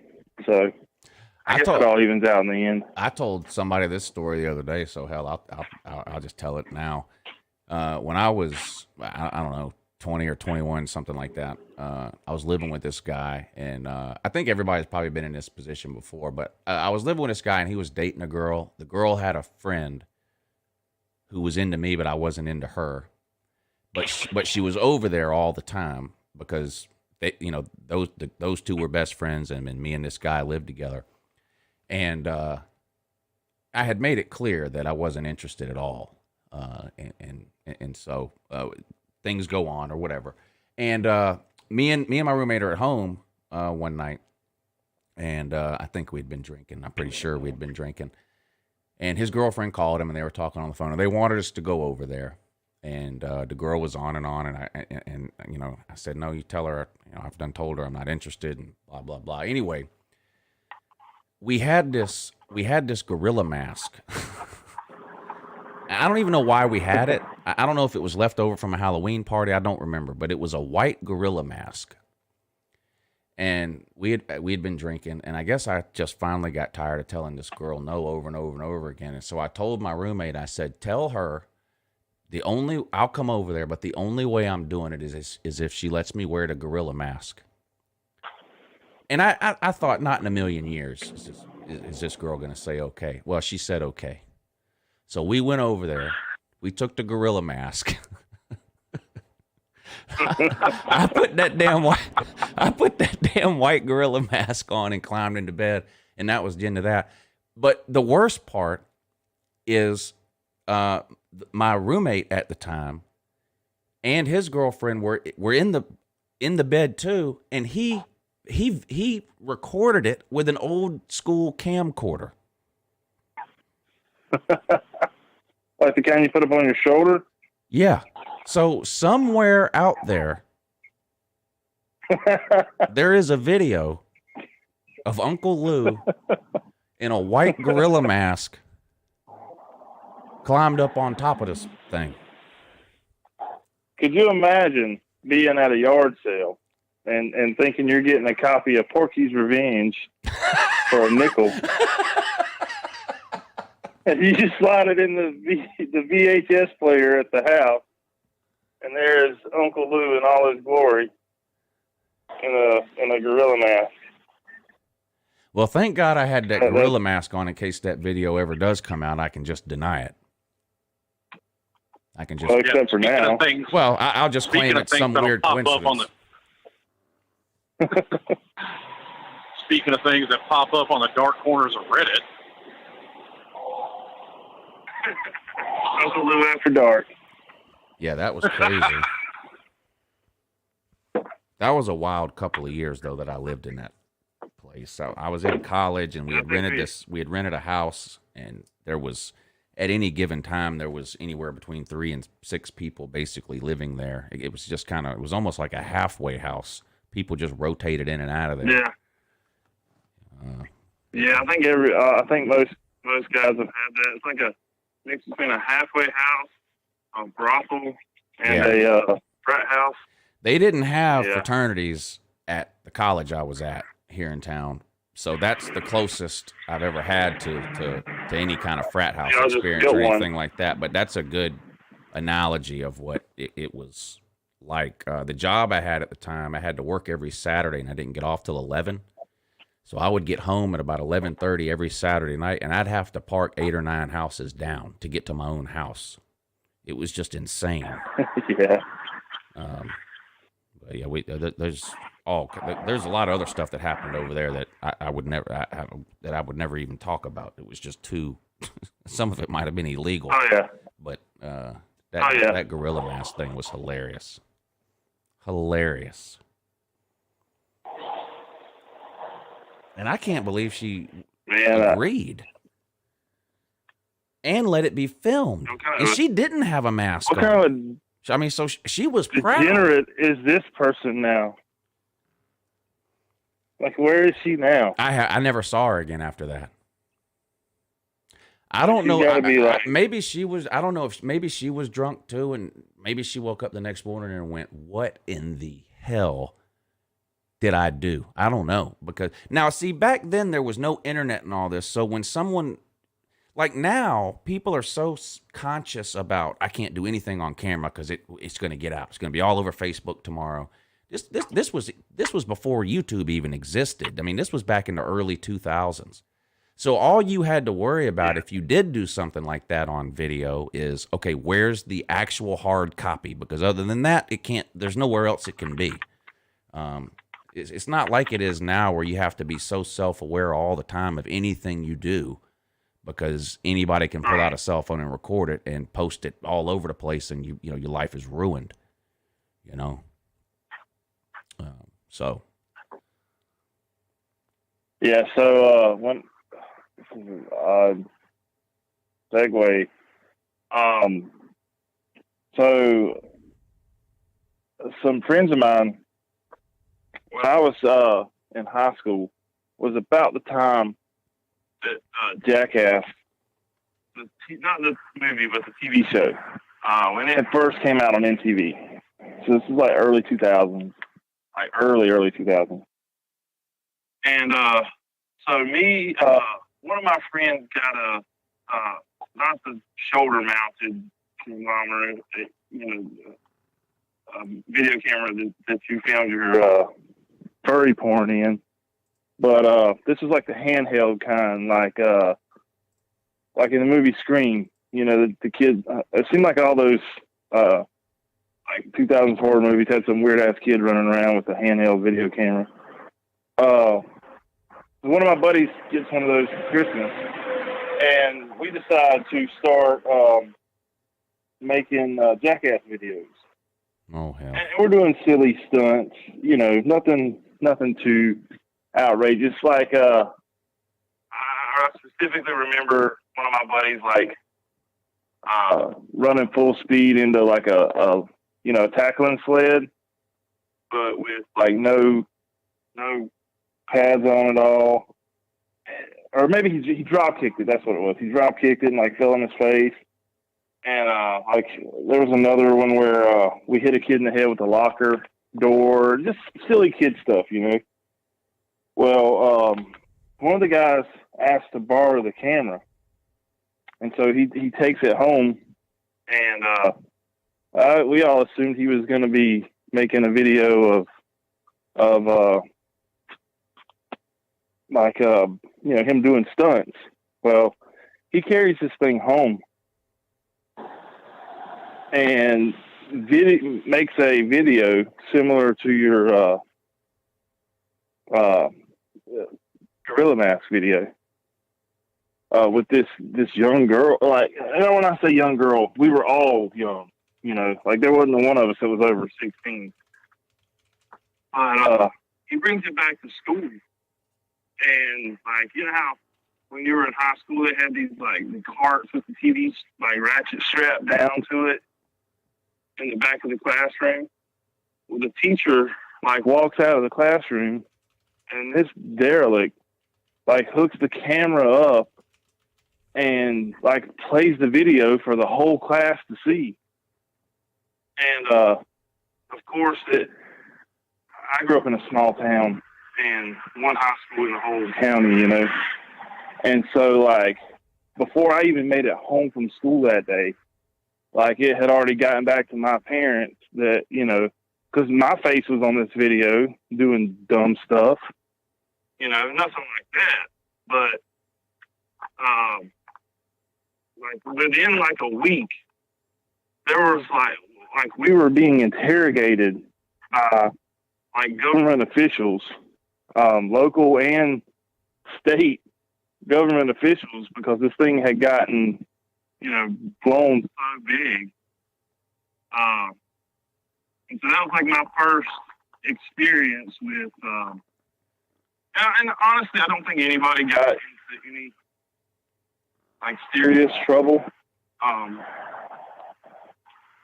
Maybe the guy who did showed the video, maybe got expelled from school or something like that. But you know, the actual dirty part of the video was consensual, so you know there wasn't anything like that went down. Yeah. But that was the first time I became aware of the whole, you know, doing dumb shit on a camera. And you know, of course, that was pre, you know, YouTube, and the internet was a thing, but like. Yeah, things are totally different now. I mean, parents, I'm a parent. I know, so parents raise their kids now to know don't do anything on camera, whether it's video or picture, that you wouldn't want everyone on earth to see, because that's potentially what could happen with any picture or video you take or you're in. It could literally the entire planet could see it by tomorrow. Yeah.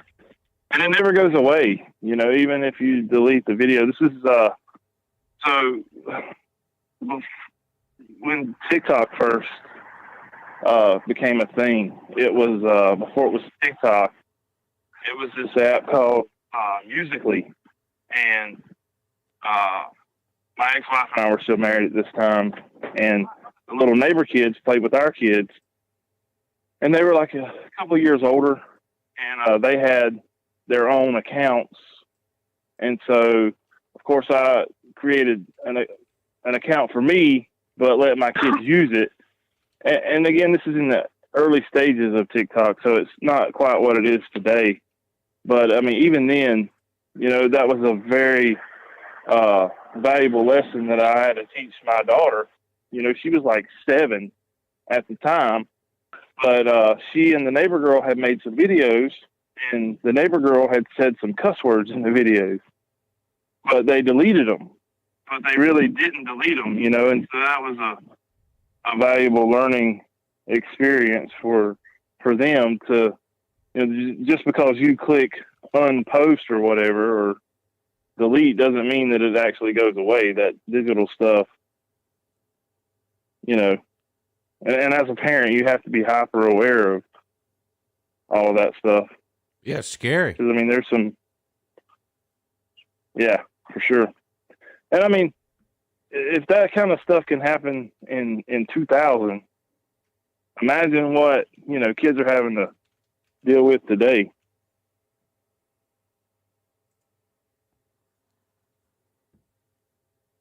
Yeah, it's scary. For sure.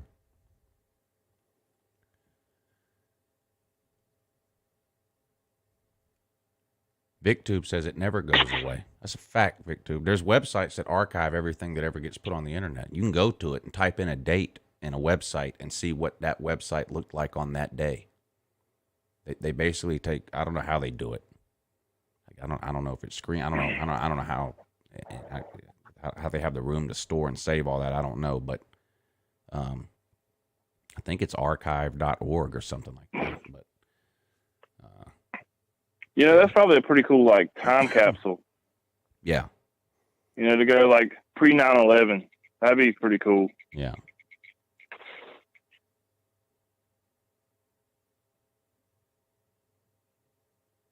Slim, Kind of all makes right? me glad I was too poor to afford a video camera back then.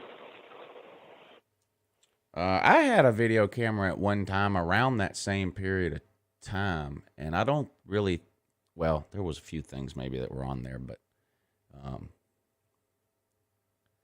remember one time we had a wet t-shirt contest in that house one time. That was interesting. And I think I used to have that on video. I don't know whatever happened to all those though. That's about it. Oh, I took it to Panama City one time, and we were down at the beach, and somebody said, you ought to go get the camera. I went back up to the room to get the camera, and when I was coming down out of the room, walking through the parking lot, about 100 feet away, a long way away, in the parking lot, there was 2 cops arresting somebody. I don't know what they had done or whatever, but I happened to have just gone up to get my camera, so I said, oh, let me film this. And again, I was way far away. And I'm just standing there filming them. And one of the cops yells at me to put the camera away. And I didn't say anything. I just kept filming.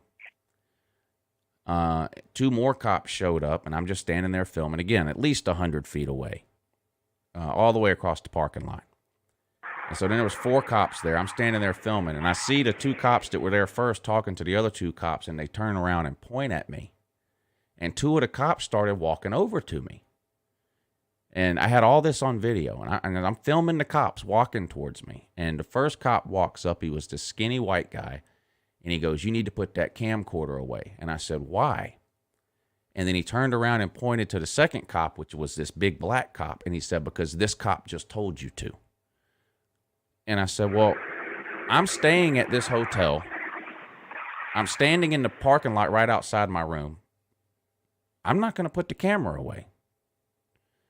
They grabbed me, drugged me through the parking lot, literally drugged me. So when you watch the video, the camera was in my hand, and they're dragging me through the parking lot, and my arm is swinging. So you see sky, parking lot, sky, parking lot, sky, parking lot, sky, parking lot. While they drag me through this parking lot, they took me into the lobby of the hotel, down a flight of stairs to where the offices and stuff were, and they had a mini jail cell in there. This was a hotel right next to Club La Vila, so I guess it was a real popular spring break place. And I don't know if that's why they had the jail cell down there or not, but it looked like something out of Andy Griffith. There was just one jail cell down there, and they put me in that damn jail cell. Now they didn't take my camera because I guess they would have needed a warrant or something like that. I don't know, but they didn't take the camera, so I'm in the jail cell with my camera. Now by this point, I wasn't filming anymore. I had turned it off pretty quick once they threw me in the cell. But the cop came to me and he said, if you'll delete whatever it is you recorded. Well, first of all, they went and talked for 20 minutes and left me in that cell. And I think they realized that they had screwed up or something, and that I really hadn't done anything wrong. So they came back over there and they said, if you will delete everything you filmed, we'll let you go. And I said, okay. And I pulled the camera out and I pressed a few buttons and blah, blah, blah. And I told them I deleted it, but I didn't delete it. And they let me out. And of course, I ran right down to the beach and showed everybody that would watch, look what happened to me. Yeah, that was weird. I forgot about that until just now. I guess because we were talking about camcorders, but it was one of those little, just handheld camcorders, that was real popular before you could do stuff like that on your phone. Yeah, that was weird. I wasn't bothering them at all. I mean, I was literally, at least 100 feet away. They just didn't want to be filmed for whatever reason. I don't know what they were arresting the person for. I have no idea. But anyway, I don't think I have too many camcorder stories, though. That's probably about it. Whoa, Luz. Hold up. I was just scrolling through the comment section real quick.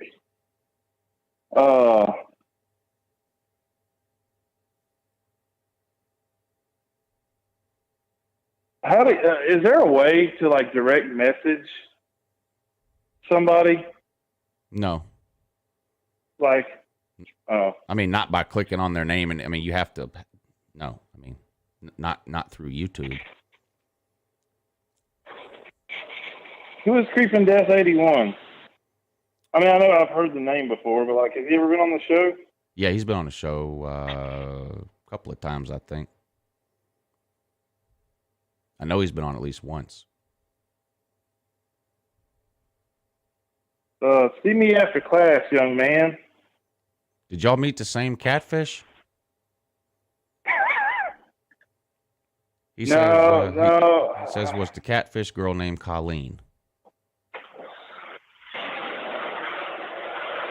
Yeah, no. What is no, that? That was not. What is that? I don't know, but it's loud. I don't know. Yeah. So no, I was not. That was not the catfish's name, but that was a very random question, and I'm a little. I guess we know. See me after class, I guess young we know. man. I guess we know. Creeping Death got catfished by somebody named Colleen. So everybody out there on Tinder, beware of someone named Colleen. Possible catfish there. I can't say that. That's Creeping Death who says that. Right. No, I'm saying that as a public or service Luke announcement. says that. Public service announcement. So could be catfish. I mean, you seem a little taken aback by it. Your sister's name. Yeah, Colleen, dude, is it? Yeah, I'd rather you not have brought it up than to bring it up and then don't tell us why it's interesting. Yeah. It's interesting because I met someone with that name on Tinder. Oh. Yeah. Well, sure. were they who they said they were, or were they a catfish? Oh yeah. No, it wasn't a catfish. That's why I was a little confused by it. It definitely wasn't a catfish. But it was definitely life changing for sure. I mean, she was everything that she said she was. You know how like somebody that you say you're having a conversation with a used car salesman, and he's like, "Man, this is the fastest car you've ever driven. You know, this is the." But then you drive the car, and it is the fastest car you've ever driven, and he wasn't lying. Yeah. Like maybe the opposite of what's the opposite of a catfish? A real person. Yeah. But I mean, yeah, okay, yeah, wow, yeah, okay. That was just that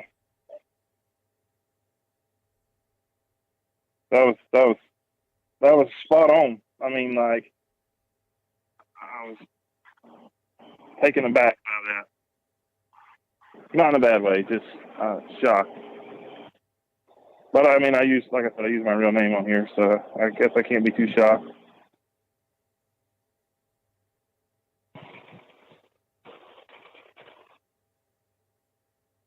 Are you shoveling rocks?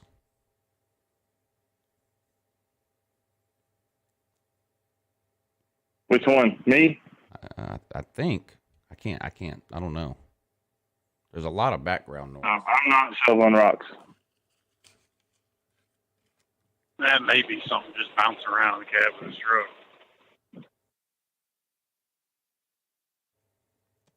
I'm not shoveling rocks. I did that about a year ago. Never again. Never again. No, not a fun hobby to get into. I shoveled 4,000 pounds of rocks in like a day and a half at 42 years old and out of shape. Broke a rib doing it. Oh yeah, I forgot about the whole broken rib thing. My arms were such jello and jelly, and I got to the pushing the wheelbarrow, and my arms just completely gave out on me, and the wheelbarrow dropped. And you drop a wheelbarrow, it stops right away because it's got the legs in the back. But I didn't stop right away, just the wheelbarrow did, and I ran right into the arm of that wheelbarrow, right into my ribs. Boy, that was some pain there. I knew right away too. I said, "There's no way this hurts that much, and it's not broken." That was some pain. Yeah, I'm never shoveling rocks again. Pay somebody like Chess Hall or something to come down and do it. He's got a young back. Chester Hall does not have a young back, Luke. No? Chester Hall's back has seen more in the 20 years of his life than 10 American backs have seen in twice that time. Facts. Who the hell is Pinecone? I don't know. I don't know. You want to see a day that we should have had a video camera. The last construction company I worked for, our boss didn't believe in renting any kind of equipment. He went by the theory, y'all all got younger backs than me, so put them to work. And we were pouring a cement patio, but instead of, paying to get the whole nice little chute that'll go up over the top of the house where they can pour the concrete, Yeah. and instead he has this wheelbarrow it from the front to the back, and this is an elevated patio. So we're having to get it up and over the forms, probably 4.5 feet off the ground. But he gives us a 2x4 to run these wheelbarrows up. And you're having to hit it at a pretty good, because you've got, a full load of cement in the wheelbarrow. Right. That led to a few interesting moments where a video camera would have caught some funny moments. Yeah, I bet. I think I ended up with the legs of the wheelbarrow in my ribs once or twice. Yeah, it's no fun. Man, it hurts so bad. Now, the broken rib is the kind of thing where it doesn't hurt when you're still. So, especially in the beginning, you forget about it. Like I could sit on the couch or the chair a certain way and it wouldn't hurt at all. And then out of habit, when you get ready to get out of the chair, you just hop up, and it would bring me to my knees. It would hurt so bad. If you didn't think about, okay, I got to get out of this chair a certain way and keep my torso straight and bend a little this way and raise up slowly using my arms to lift myself. But in the beginning, I would just go to jump out of a chair or jump out of bed in the morning, or putting socks on. Oh, I had to. In fact, I think somebody else had to put my socks on and tie my shoes for a week or something. I couldn't bend over to. When I would bend over, it would feel like someone was stabbing me. It was bad. And then to go to the doctor, there's nothing they can do. So take some Tylenol. I tried rubbing dirt on it. That didn't help at all. I rubbed dirt on it twice a day. That didn't seem to help at all. Did you try salt? Salt? I did not try salt. No. Does that work too? Oh, put salt in the wound? what I've heard. Salt dilute. Captain Tripp says, but did you finish the job? I did finish the job. There wasn't much left to do, but I did finish it. Now, it turned out that 4,000 pounds of rocks wasn't enough, and I needed one more, like, half load, which I think was 1,000 pounds. And so I had it delivered and dumped right on the pad where I was spreading them. I had the first 2 loads delivered, too, but they were dumped in my driveway in the front yard. So I had to wheelbarrow 4,000 pounds of rocks from the driveway in my front yard through the gate into the backyard where my she shed ended up going. Once I broke my rib and figured out I needed about another 1,000 pounds, I took 2 sections of my fence down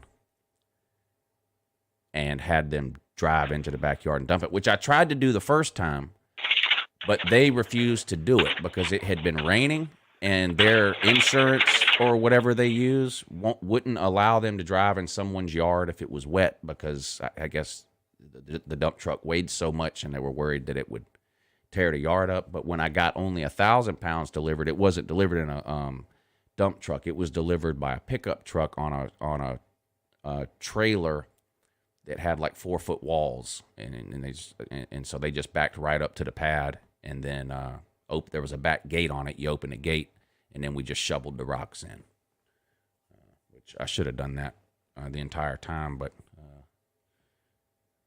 I'm not all there. Live and learn, as they say. Yes, the next time I have 4,000 rocks delivered, I'll know better. Pay a young back to do it. Right. But point is, I put $15,000 into that she shed so I could use it for 6 months. That's the takeaway here.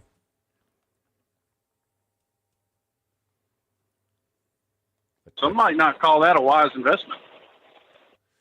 Well, the she shed will make a triumphant return at some point in the not too distant future. Well, that's good. Not this season, but maybe by next season. We'll see. We shall see. Now I'm depressed thinking about my she shed. I loved that she shed. That is heartbreaking, dude. It is heartbreaking. That was my safe space, you know?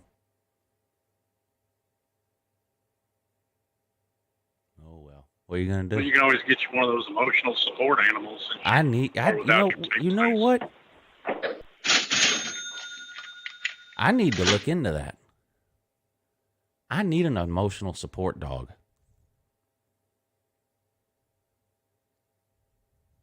I'm a mess.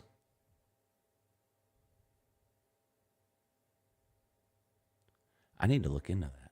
Well, they do give those things away, like for anybody with a runny nose or sore throat.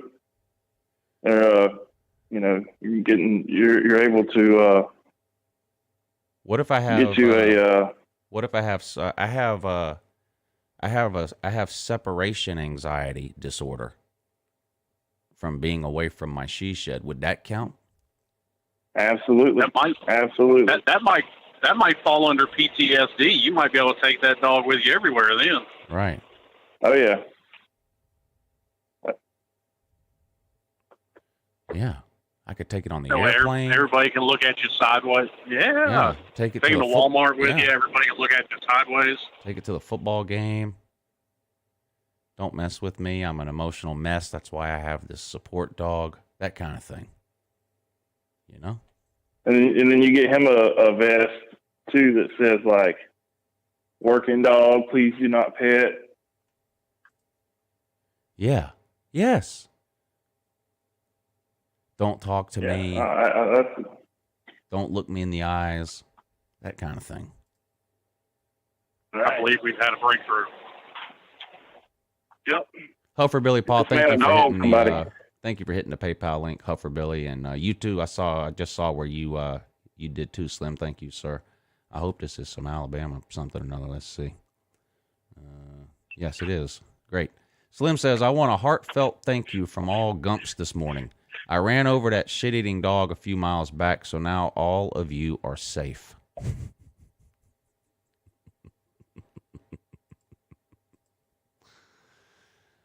Oh, man. I can't wait for that game. Georgia Clemson too, but man, what great games we have. Even 2-3 weeks into the season. I mean, Oregon and Ohio State in week 2, Washington and Michigan in week 2. I think the Auburn Penn State game is in week 2. It is. And that's at Penn State too. That's an actual home and home series, not one of these pointless neutral site games that I hate. That is going to be nice. I like the home and home stuff. Texas and Arkansas. Now, Texas will probably win, but man, how funny would that be if Arkansas can pull the upset off there early in the season and beat Texas? Man, the Texas fans would be so mad.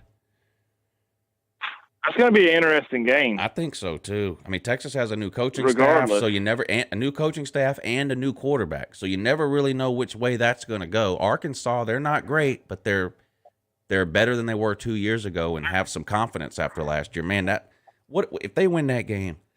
What a Texas man is going to hide for the rest of the season. You have to do it. Your season is over week 2 for Texas. Oh, that would be great. I would love to put the horns down up on the week 2 your season is over video. That would be great. And the other upside to that is if that happens, we're guaranteed not to get a deep rot sighting. You wouldn't dare show up after that. Rick Sanchez says, I recommend psychedelics for PTSD. I'm willing to try anything 3 times, sir.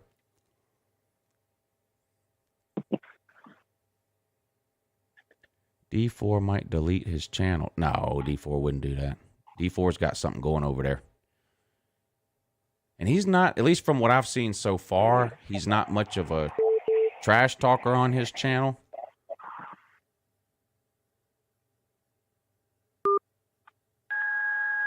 So if Texas loses that game, it's not like a bunch of people will show up on his channel to rag him, I don't think. But you never know. You never know. This is the internet. That's a fact. All right, boys. Let's get it wrapped up. Michael Gill, I appreciate you coming on today. Do you have anything? Yeah, man. Thanks for having me. Do you have anything that you want to promote, sell, or hawk while you're on here today? Yeah, I would like to hawk this preseason national championship that we seem to win every year. Yes. I would like to promote that and trade it in for an actual another pointless recruiting national championship. Not pointless, but to call it a recruiting national championship is pointless. And just want to say go Dogs. All right, Mr. Gill. Thank you for coming on, and we look Thanks for having me, forward to having you on again in the future. Yes, Slim sir. Shady, are you out on the road today, sir? Yeah, unfortunately, my day is going to take a turn for the worse. I get to go to Atlanta and deal with Georgia Tech's handiwork. Well, as usual, sir, we hope you keep it between the white lines. And good luck in Atlanta. God knows you're going to need it. Stay safe out on that road. So far, so good. And thanks for joining us this morning. I really appreciate it. Hey, I appreciate you having me. Y'all have a good one. All right, buddy. We'll talk to you next time. Slim Shady and Michael Gill checking in this morning on the morning show. And just real quick, before we get out of here, there has been a change since last week, so we need to break that news. So without any further ado, breaking news: your Vols 2020-22 recruiting update.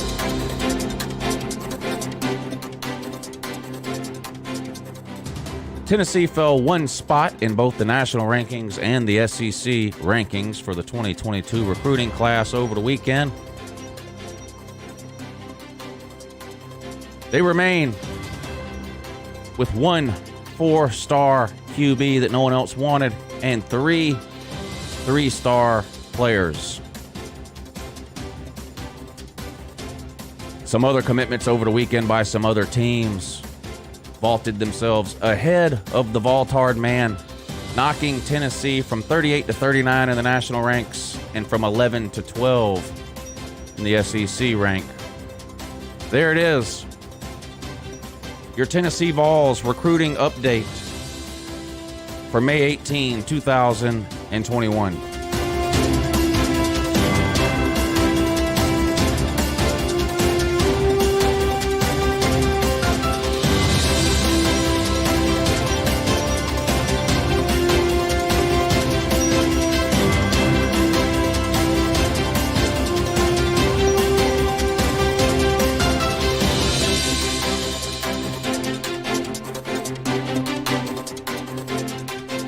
All right, thanks for everybody for tuning in this morning. Another good time here on the morning show. I hope you guys enjoyed it.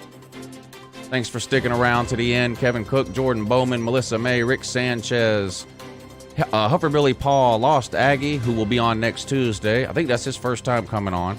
Captain Trips, Brando Sports World, good morning to you. Appreciate all of you tuning in. Hope you enjoyed the show. Shout out to everybody who chose to support the show this morning with the Super Chat. Slim Shady, Grinder Ballard, Scott Kerr, and Waikiki. And over on the PayPal page, Hufferbilly Paul, Slim Shady Canes, and Mike Reiser, and Jesse Cole. I appreciate you guys supporting the show, the channel, and what we're trying to do here. Shout out to everybody in the comment section. Best comment section on YouTube. This channel is what it is, and these shows are pretty average to slightly below average, depending on which day you happen to see. But the comment section is unbelievable. I love all you guys. Thanks for watching. I'll be back tonight at 10 p.m. for the call-in show, Uncle Lou After Dark. That's a college football show. This is not a college football show. But tonight at 10 o'clock, we'll talk college football for an hour or so. I'll take as many phone calls as we can fit in. Tune in for that if you can. No live shows tomorrow. Morning show will be back Thursday at 8 a.m. Next two videos coming out, Texas A&M schedule preview, Notre Dame schedule preview. Try to get one of those out today. We'll see. Got to get my kids at 2:30 and take them to do some things this afternoon after school, but we'll see if I can squeeze that in. Anyway, I love you guys. Can't wait to do it again. Thanks for watching. Have a great day. And an even better morning, too.